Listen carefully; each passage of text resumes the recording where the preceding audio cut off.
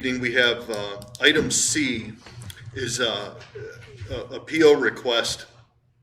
This is for one heart monitor. We applied to the Gary Sinise Foundation, which is a strong supporter of public safety and first responders. So we reached out to them and applied for one heart monitor to replace one of the ones that is in dire need of replacement, and they awarded us full pull. There is no Concord Township contribution to that award, so they're paying 100% of that one heart monitor, and we are very grateful to the Gary Sinise Foundation and hope that this is a relationship that we'll see going forward for many years. Additionally, item D is a FEMA Assistance to Firefighters Grant Award for 2 heart monitors. One thing I do want to point out that this is from the 2023 grant cycle.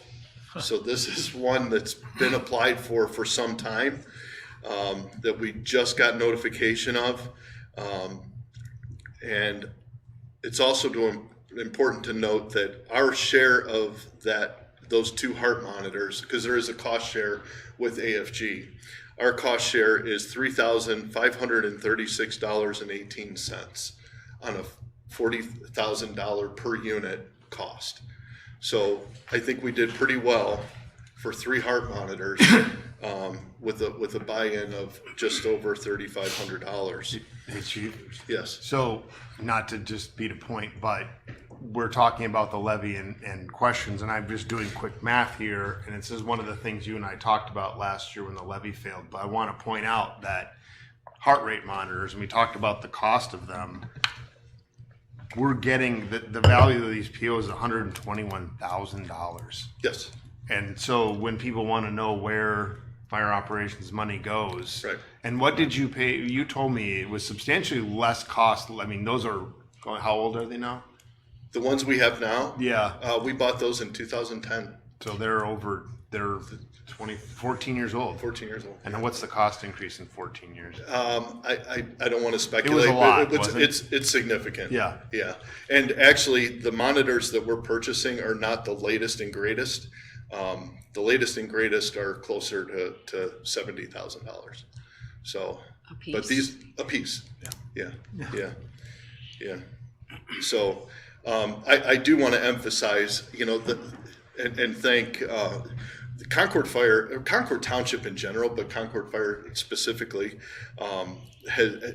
We are aggressive when it comes to applying for alternative funding. Yeah. The more that we do, the less we have to come to the residents for, and that we have been aggressive for many years, back to Dick Terriaco when he was chief, Mike Warner, and now myself.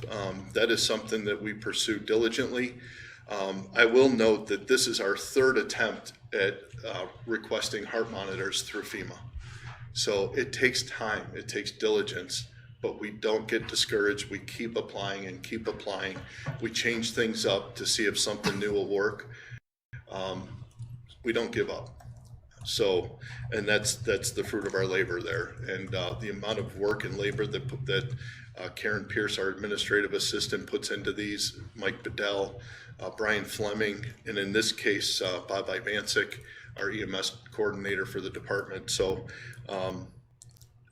it's a lot of work that goes into these, but it pays off eventually.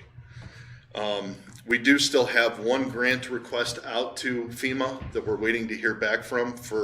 This is a regional grant that we did with Painesville City Fire Department and Leroy Fire Department to replace some of our portable radios. So we're still waiting to hear on that. It's getting towards the end of that grant cycle, so we're keeping our fingers crossed that we're not excluded yet, but time will tell.